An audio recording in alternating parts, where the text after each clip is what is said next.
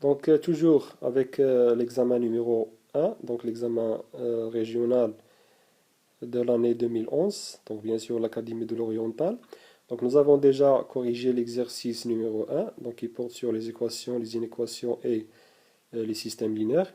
Donc, dans cette séance, je vais continuer avec l'exercice numéro 2. Donc, ici, on a, comme vous le constatez, on a les fonctions. Donc, la première question, donc ici, c'est un exercice sur 4 points. Donc la première question, on a une fonction affine f qui s'écrit sous la forme, ou bien qui s'exprime sous la forme f de x est égal à x plus 4. Donc la première question, elle est sur un point. Calculer f de 3, donc l'image de 3 par la fonction f, et l'image de moins 3 par la fonction f. Calculer f de 3, ça veut dire l'image de 3 par la fonction f, et l'image de moins 3 par la fonction f. Donc ici, 0,5 pour la première, 0,5 pour la deuxième question. La deuxième question B, trouver la valeur de k, ou bien trouver le nombre k, dont l'image par f est égale à moins 4. Donc quel est le nombre k qui a pour image par la fonction f le nombre moins 4. La deuxième question, g est une fonction linéaire, vérifions g de 3 est égal à 7.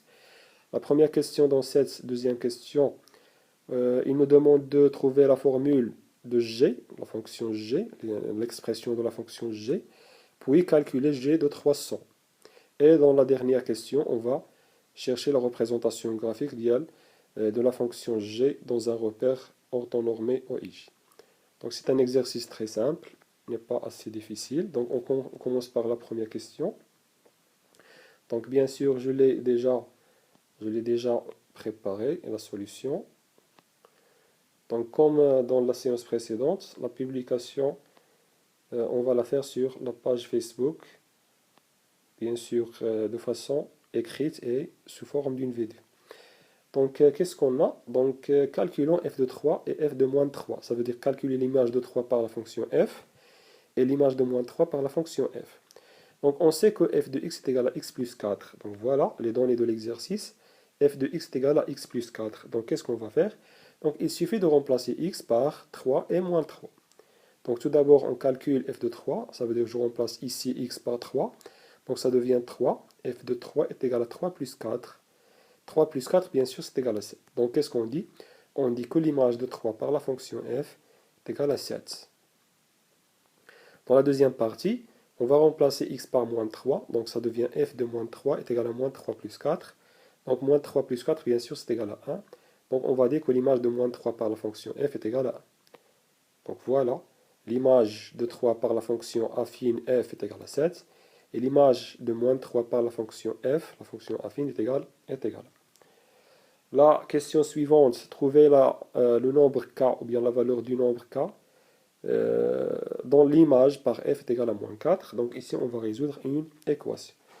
Donc cette phrase, le nombre k dont l'image par f est égale à moins 4, on va la traduire. On va la traduire par cette expression, f de k est égal à moins 4. Ça veut dire l'image de k par la fonction f égale le nombre moins 4. Mais, à la place de f de k, qu'est-ce qu'on va faire? À la place de f de k, comme f de x est égal à x plus 4, on a l'expression de f, donc on sait que f de x est égal à x plus 4.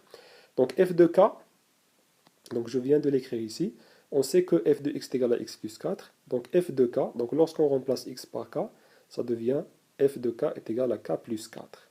C'est-à-dire, on revient à cette expression, à cette égalité, ou bien à cette équation, f de k est égal à moins 4. À la place de f de k, on va mettre k plus 4. Donc cette équation devient k plus 4 égale moins 4. C'est-à-dire, il suffit de transposer, donc pour trouver la valeur de k, il suffit de transposer, de déplacer, plus 4 de l'autre côté, ça devient moins 4. Or, moins 4, moins 4 est égal à moins 8. Donc le nombre réel dans l'image par f égale à moins 4 et le nombre moins 8. Donc le nombre qu'on cherche ici, donc on doit trouver la valeur moins 8. La question suivante, deuxième question, g est une fonction linéaire, vérifions g de 3 est égal à 7. Donc qu'est-ce qu'il nous demande? On vous demande bien sûr dans la première partie de la question de trouver l'expression de la fonction g, puis calculer g de 300. Donc, puisque g est une fonction linéaire, vérifions g3 égale à 7, alors on va tout d'abord déterminer l'expression, bien la formule de g, puis on va calculer g de 300. Donc, puisque g est une fonction linéaire, donc qu'est-ce qu'on sait sur les fonctions linéaires? Les fonctions linéaires s'écrivent sous cette forme. Les fonctions linéaires s'écrivent sous cette forme. G de x égale a fois x. A, c'est un nombre réel qu'on va déterminer. Comment on va déterminer le nombre a? On a une expression que nous l'avons vu dans le cours. Le nombre a est donné par cette relation. Le nombre a est donné par cette relation. Donc a égale g de 3 sur 3. Donc vous pouvez mettre n'importe quoi ici. G de 5 sur 5, g de 6 sur 6, g de x sur x, sauf que x doit être différent de 2 heures. Donc ici on a utilisé g de 3 parce que on sait que g de 3 est égal à 16, donc on va la remplacer. G de 3 sur 3, ça donne 7 sur 3. À la place de g de 3, on va mettre 7. Donc, le nombre a égale 7 sur 3. Il suffit de le remplacer ici, donc ça devient g de x égale 7 sur 3 fois x. Donc voilà l'expression de la fonction g. Comment calculer g de 300? Donc il suffit de remplacer x par 300. Donc g de 300, donc on a g de x est égal à 7 sur 3 fois x. Donc g de 300 est égal à 7 sur 3 fois 300. Donc en simplifiant ici par 3, donc ça donne 7 fois 100, c'est égal à 1600.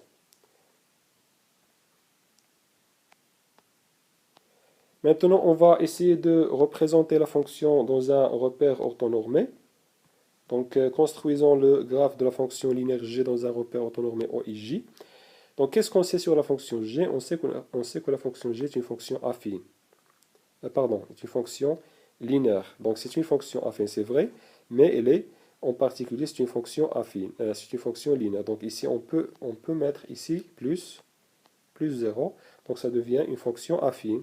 G de x est égal à a fois x plus b.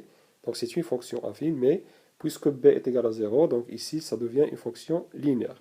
Qu'est-ce que nous avons vu sur les fonctions linéaires? Les fonctions linéaires ont une particularité dans la représentation graphique. Donc, puisque g est une fonction linéaire, donc ici j'ai oublié le e entre le a et le i. Donc ici on a un e. Bon. Entre le n et le a, on a oublié un e accent. Donc puisque g est une fonction linéaire, alors son graphe est une droite, bien sûr, qui passe par l'origine O du repère. Donc nous avons vu que lorsqu'on a une fonction linéaire, ça veut dire une fonction linéaire qui représente les proportionnalités, donc une relation qui représente une proportionnalité, donc son graphe, bien sûr, passe par l'origine du repère. Donc la droite qu'on va représenter, c'est une droite qui passe par O, mais il nous faut un autre point. Donc on sait qu'elle passe par le point O, mais il nous faut un deuxième point. Donc comment on va le trouver? Donc on va utiliser cette relation. Qu'est-ce qu'on sait? On sait que g de 3 est égal à 7. Donc puisque g de 3 est égal à 7, alors on a un point dont les coordonnées sont 3, 7, qui appartient à la droite. G de 3, donc c'est une relation très importante ici, c'est une remarque très importante, on va l'utiliser. Donc puisqu'on a g de 3 est égal à 7, ça veut dire qu'on a un point A dont les coordonnées 3 et 7 qui appartient à la droite graphique ou bien à la représentation graphique de la fonction g. Donc qu'est-ce qu'on va faire? On va remplacer, ou bien on va représenter, pardon, le point A. On va représenter le point A sur le repère ou bien dans le repère. Donc on sait déjà que le point O, ses coordonnées sont 0, 0. Donc je dois zoomer un petit peu. Voilà. Donc qu'est-ce qu'on a? Donc ici on a un repère orthonormé. Donc OI est égal à OG est égal à 1 bien sûr. Donc ici 2, 3, 4 et ainsi de suite. Ici J est égal à 1. Donc J c'est un point lié bien sûr au nombre 1. Ici le nombre 1 lié au point I. Ici le point O lié à l'origine. Ici c'est 0. Que ce soit sur l'axe horizontal ou bien sur l'axe vertical. Moins 1, moins 2, moins 3. Et ainsi de suite. Moins 1, moins 2, moins 3. Donc c'est un repère orthonormé. Donc je viens de dire que O, bien sûr, l'origine du repère c'est 0, 0. Le point A ici que nous avons représenté, quelles sont ses coordonnées? Les coordonnées du point A sont 3, donc comme abscisse 3. Et comme ordonnée, on a ici 7, donc je viens de calculer 1, 2, 3, 4, 5, 6 et 7. Donc ici, on a 7. Donc qu'est-ce qu'on a? On a ici l'image du nombre 3 par la fonction g est égale à 7. Ça veut dire que 7, c'est l'image de 3.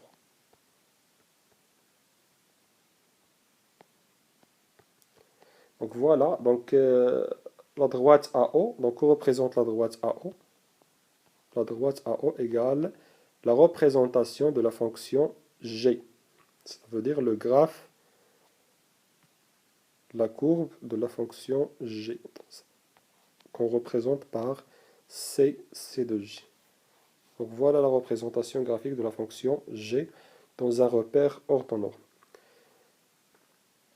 Donc nous avons corrigé l'exercice 1 et 2. Donc par la suite, on va faire la correction de l'exercice 3 et peut-être l'exercice 4 en une seule vidéo. Donc merci et à la prochaine.